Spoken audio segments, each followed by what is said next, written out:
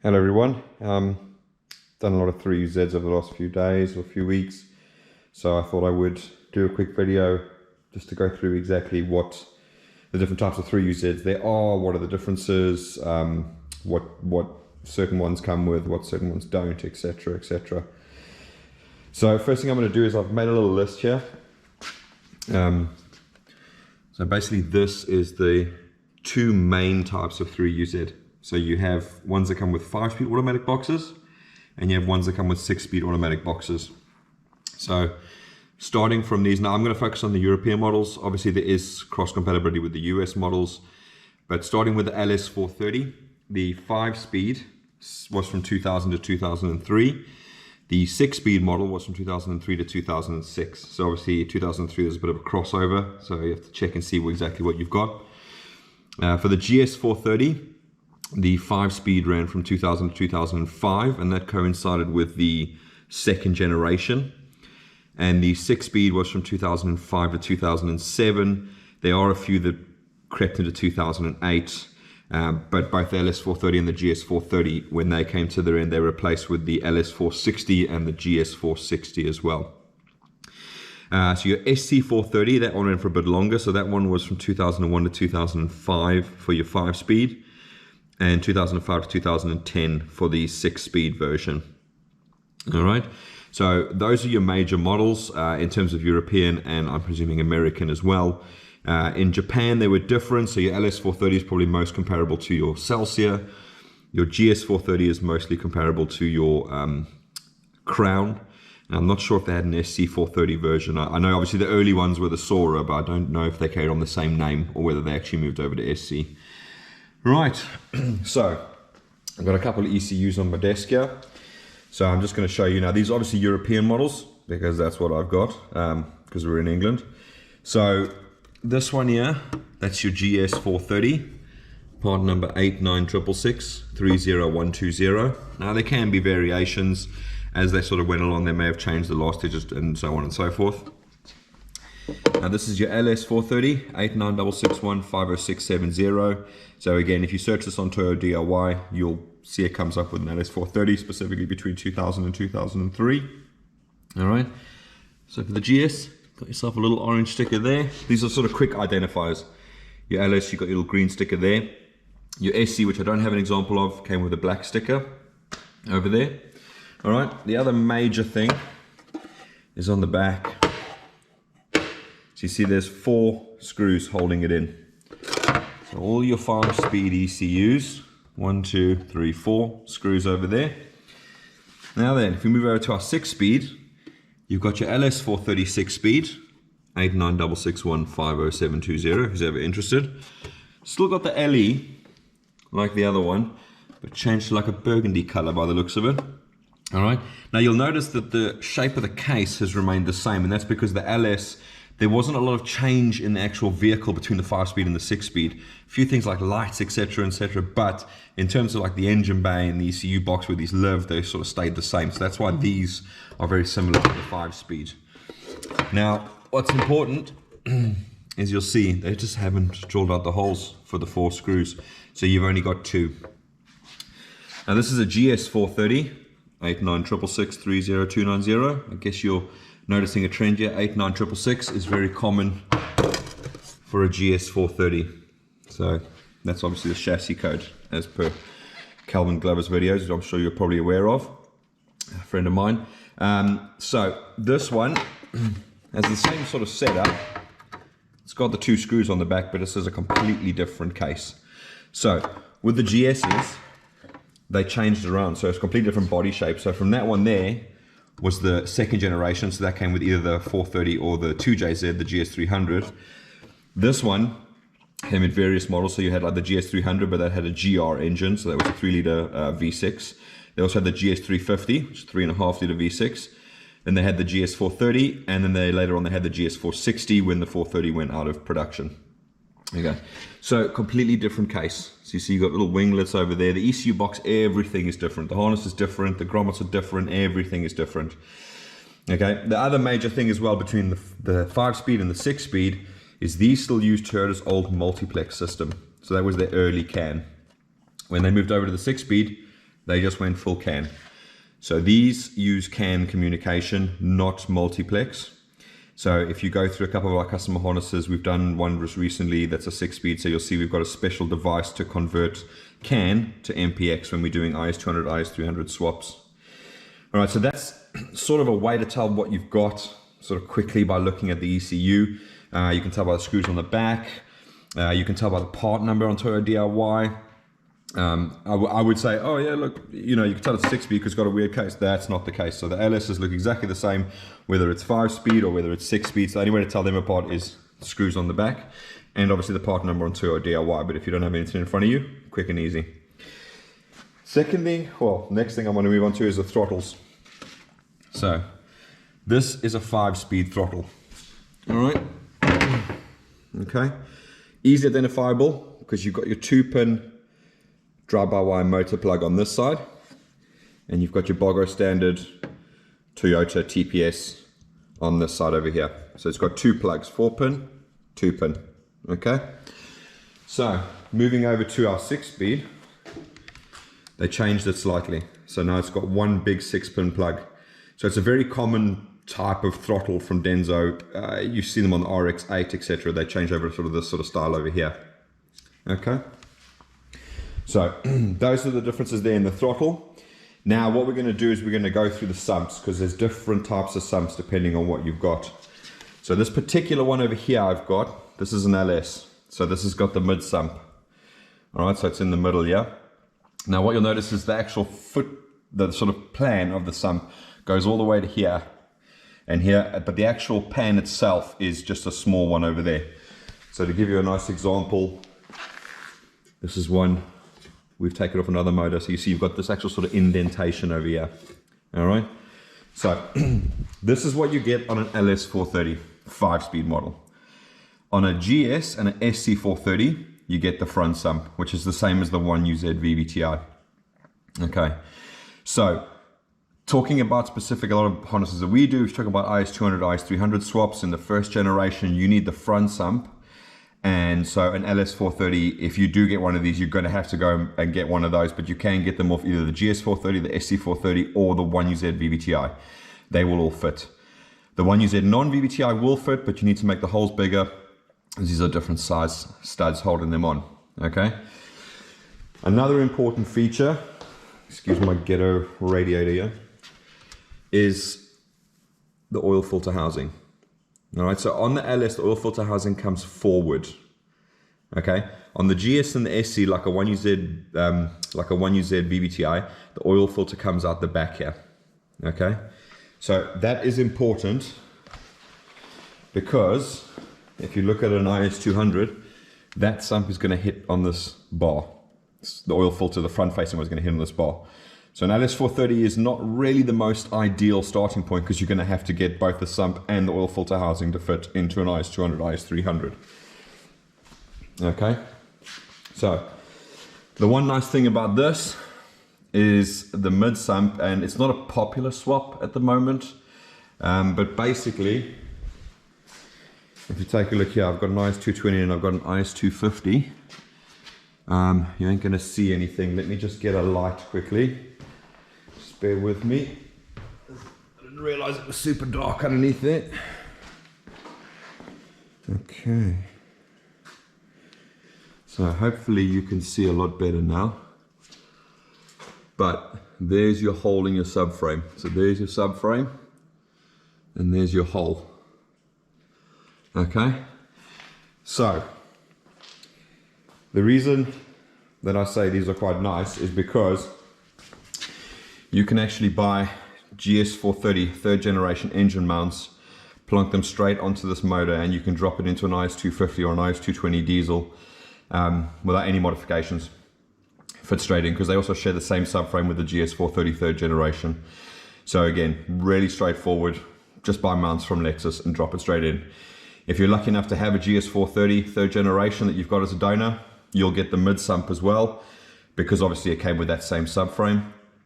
And again, you can drop it straight in. So for the future guys that are looking to move over when the IS200s get super expensive, or the IS200 gets super expensive, this is the one that you want. Okay. So that sort of brought up the next thing, is that the GS430 6-speed has the mid sump, not the front sump like the old one. Okay, so that's also one, if you have one of those from isometer swap, you've got to swap the sumps around to do that. Now the SC430, when it went to 6-speed, again, the body style didn't really change that much. So I presume, and I haven't seen one myself, but I presume that they will also have the front sump. So that might be an option to have a SC430 6-speed will probably have a front sump, because the body styles didn't change that much. All right. Okay, so those are a lot of the physical differences between them. Now there are a lot of wiring differences between them. All right, not huge amounts of differences, but I'm going to try and go through sort of as many as I can now.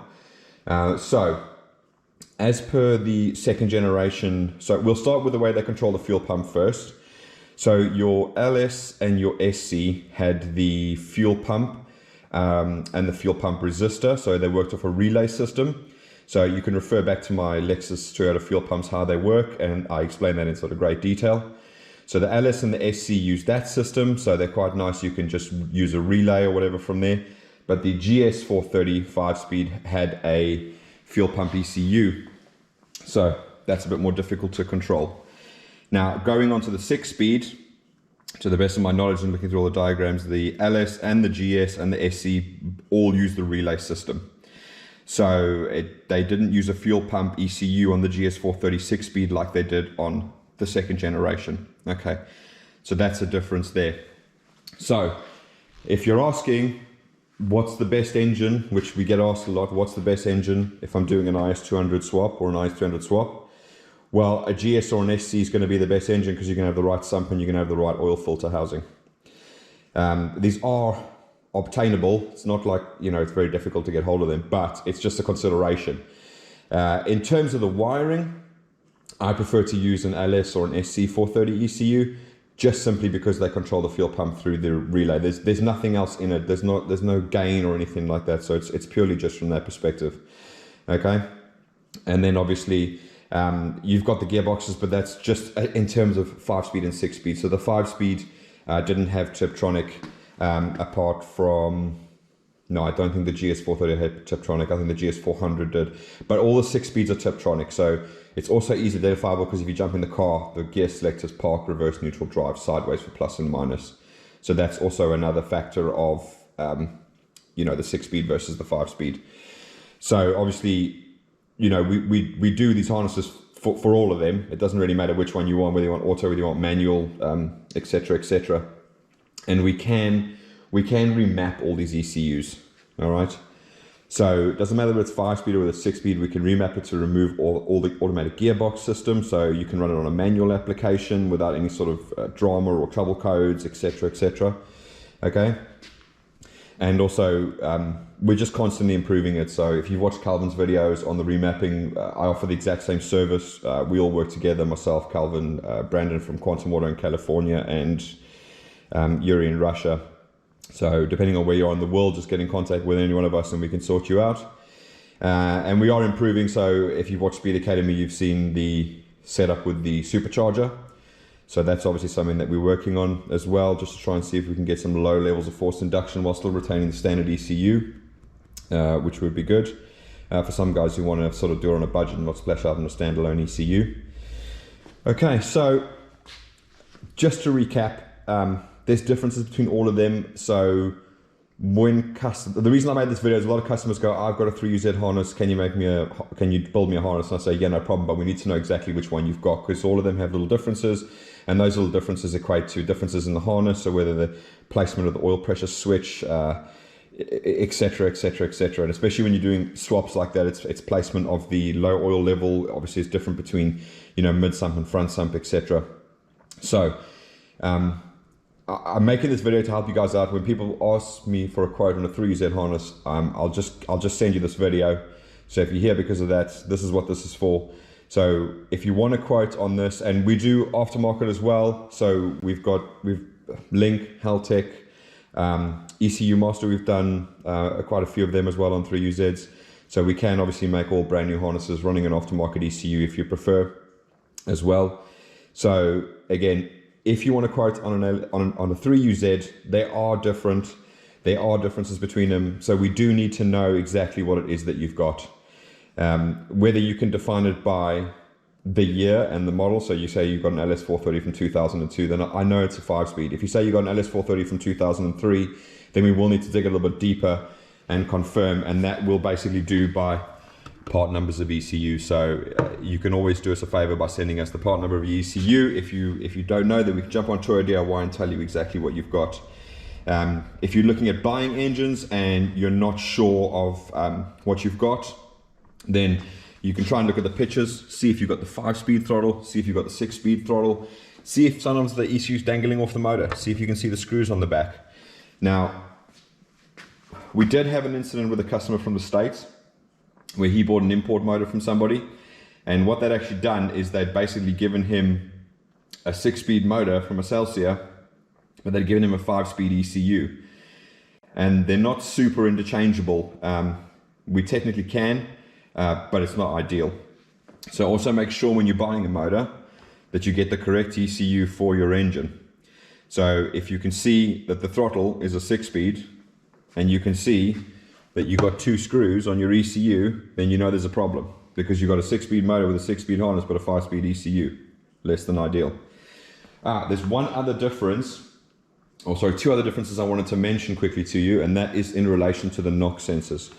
So the 6-speed actually run wideband knock sensors, so you'll see they've got 2 wires rather than the single one. So the early 5-speeds ran what we call the narrowband knock sensors, single wire, not so ideal for aftermarket, you just swap them out for Bosch ones. But the 6-speed, they do run wideband knock sensors, so you can actually use them on an aftermarket ECU, save yourself a bit of bucks. The other thing that is incredibly useful is on the power steering side. So all it basically is the GS430, because it's the 3rd generation model, that came with electric power steering. So basically they made this pulley. So if you guys are looking for a way of deleting power steering to run electric power steering in your conversion, there it is. I've got all the part numbers and everything, so if you want to let me know, what I might do is just at the end of this video, I'll do the screenshots from Tour DIY to show you all the different part numbers. I've got all the part numbers for the brackets, the bolts, the pulleys, basically everything you need to change it over. This will work on a 3UZ and a 1UZ VVT-i. Not on a non-VVT-i, you need to do some modifications.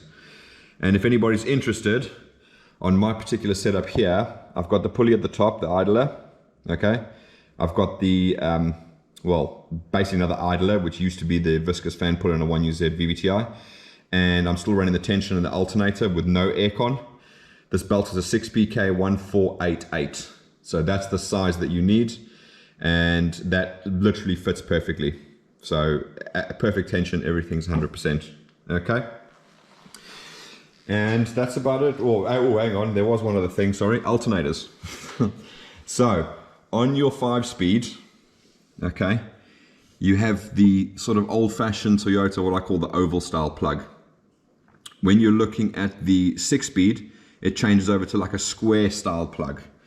And that was to accommodate sort of different features that they were working with, so they had sort of means of controlling the alternator. Don't be too stressed out.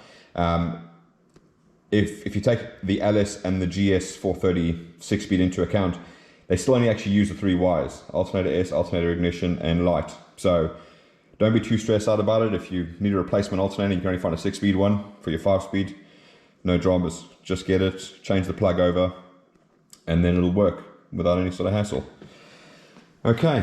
So I don't want to drag on for too long. Already been sort of 19 minutes, quite a long time. So hopefully that's a massive help. So just remember the basics, 2 types, 5-speed, 6-speed, 3 different models for the UK, Europe, and probably US as well. I don't think there's any other models. LS, GS, SC, okay? So that's what you're looking for. So again, make sure you've got the same harness and the same ECU. If you need to look at the pictures, you can tell by the throttle, you can tell by the screws on the ECU. If you can see that, you can tell by the part number on there, okay?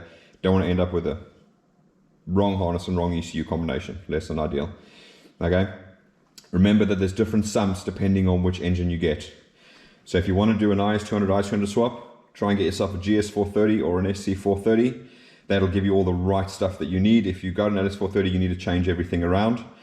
If you are planning on doing an IS250 or an IS220D swap, then actually the LS430 is going to be the one for you, because that's got the correct sump that you can just bolt it in. Okay, and I think that's about it really. I mean, we can add on it. If you've got any questions, please feel free to dump them in the comments. Please feel free to message us. You can go to phoenixenginemanagement.com, direct you to our Facebook page where you can send us a message. And like I said, anything else you need to know, just let me know and I can make a quick video and get the information out there to you guys. But thanks for watching. Have a good evening, morning, afternoon, whatever day you're watching this. And we'll speak to you soon. Bye-bye.